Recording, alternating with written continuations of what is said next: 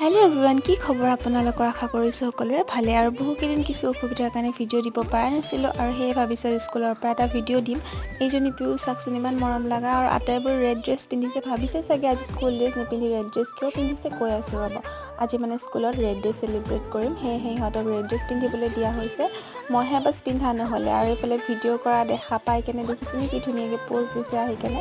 ইহঁতবোৰৰ লগত থাকিলে আচলতে সময়খিনি কেনেদৰে পাৰ হৈ যায় গমে পোৱা নাযায় যিসকলে স্কুলত কৰে তেওঁলোকে হয়তো গম পায় যে যিমান দুখ কিবা ভাগৰ থাকিলে ইহঁতৰ লগত থাকিলে সকলো পাহৰি যোৱা যায়